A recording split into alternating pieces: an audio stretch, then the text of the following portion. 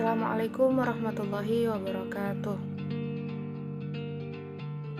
Kami dari kelompok 9 yang beranggotakan saya sendiri, Andi Anugrah Maharani, dengan NIM B5221946 bersama rekan saya, Fikarul Mujtahida, dengan NIM B7221961 dan Salsabila Hasna dengan NIM B02219037 akan mempresentasikan materi kami yang berjudul Break-Even Point dan Keuntungan Optimal.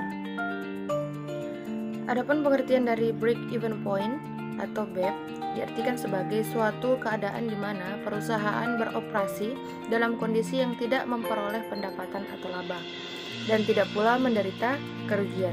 Yang artinya, dalam kondisi ini jumlah pendapatan yang diterima sama dengan jumlah biaya yang dikeluarkan. Menurut Munawir pada tahun 1986 menyatakan bahwa analisa break-even point ini merupakan suatu analisa yang ditujukan untuk menentukan tingkat penjualan yang harus dicapai oleh suatu perusahaan agar perusahaan tersebut tidak menderita kerugian. Melalui analisa break-even point ini dapat dibuat perencanaan penjualan sekaligus perencanaan tingkat produksi agar perusahaan secara minimal tidak mengalami kerugian. Adapun jenis biaya berdasarkan break-even point ada 3, yakni biaya variabel atau variable cost, yang kedua biaya tetap atau fixed cost, yang ketiga semi variable cost. Yang pertama, biaya variabel, yaitu biaya yang secara total berubah-ubah sesuai dengan perubahan volume produksi atau jumlah penjualan, yang artinya biaya berubah-ubah sebanding dengan perubahan volume produksi atau penjualan. Contoh biaya variabel adalah biaya bahan baku dan upah buruh langsung. Yang kedua yakni biaya tetap. Biaya tetap merupakan biaya yang secara total tidak mengalami perubahan, walaupun ada perubahan volume produksi atau penjualan dalam batas tertentu. Contoh biaya tetap adalah gaji, sewa, depresiasi, dan bunga. Berproduksi atau tidaknya perusahaan, biaya ini akan tetap dikeluarkan. Yang ketiga yakni semi variable cost, yang merupakan jenis biaya yang sebagian variabel dan sebagian tetap. Biaya yang tergolong jenis ini seperti sales expense atau komisi bagi salesman, di mana komisi ini tetap untuk range atau volume tertentu dan naik pada volume yang lebih tinggi.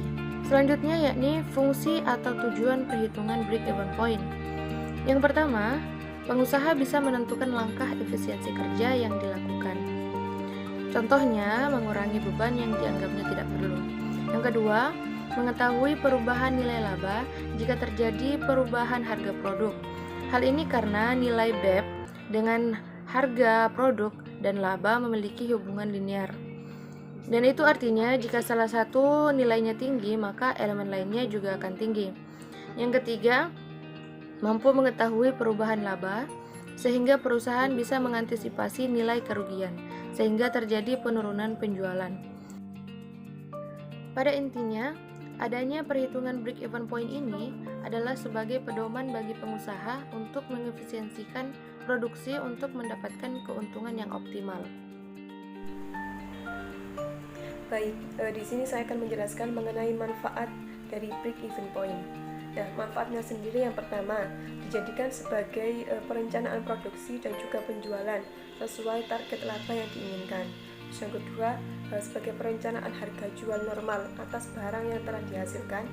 Terus yang ketiga, sebagai perencanaan dan juga pemilihan metode produksi yang digunakan, serta penentuan titik tumpu pabrik atau shutdown point, yaitu ketika penjualan tidak mampu menutupi biaya variabel tetap tunai.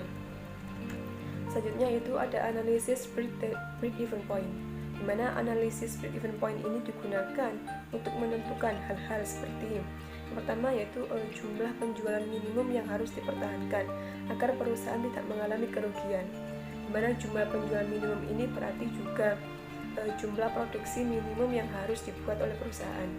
Yang kedua, mengukur dan juga menjaga agar penjualan dan tingkat produksi tidak lebih kecil daripada break-even point. Terus yang ketiga, untuk menganalisis harga jual, harga pokok serta besarnya hasil penjualan atau tingkat produksi. Nah, sehingga analisis terhadap break-even point ini sendiri merupakan suatu alat perencanaan penjualan dan sekaligus perencanaan tingkat produksi agar perusahaan secara minimal tidak mengalami kerugian. Selanjutnya adalah keuntungan optimal. Model optimasi peningkatan kapasitas produksi sendiri merupakan fungsi maksimum, di mana semakin tinggi kapasitas produksi, keuntungan yang diperoleh juga akan semakin meningkat. Namun, tidak selamanya akan merespon demand dapat meningkatkan keuntungan bagi perusahaan, karena kenaikan demand tersebut hanya dapat dilayani sampai batas maksimum kapasitas produksi saja. Optimasi kapasitas produksi dapat dilakukan dengan banyak cara, diantaranya adalah dengan membuat penjadwalan jam kerja yang optimal, menambahkan jam lembur, menambahkan tenaga kerja, ataupun menambah mesin. Namun demikian, karena keterbatasan modal perusahaan, seringkali tingginya permintaan konsumen terpaksa diabaikan. Optimasi kapasitas produksi untuk memenuhi permintaan konsumen hanya dapat dilakukan dengan memulai penjadwalan jam kerja yang optimal dengan mempertimbangkan sumber daya yang ada. Optimasi kapasitas produksi dilakukan dengan menentukan jam kerja produksi harian melalui metode linear programming. Model matematis yang dihasilkan memiliki fungsi tujuan yang maksimum keuntungan. Model mempertimbangkan pendapatan kotor, ongkos produksi, dan loss sales secara simultan untuk mendapatkan jam kerja produksi per hari. Dengan mendapatkan jam kerja per hari, akan diketahui apakah perusahaan perlu mempekerjakan lembur karyawan dan beberapa jam lemburnya, dan secara optimasi yang diketahui jumlah produk yang dapat dibuat sehingga diperoleh keuntungan yang maksimum. Contoh kasus, pada kasus kapasitas optimal perusahaan yang diperoleh adalah 430 karton per minggu dengan jam produksi mulai dari hari Senin sampai hari Sabtu itu tetap 11 jam. Keuntungan maksimum yang diperoleh itu 4.300.000-an per minggunya. Untuk penelitian lanjut, penambahan jam kerja perlu melibatkan pertimbangan penambahan tenaga kerja. Sementara itu, upah tenaga kerja lembur perlu dibedakan berdasarkan keahlian tenaga kerja. Baik, dari saya, terima kasih.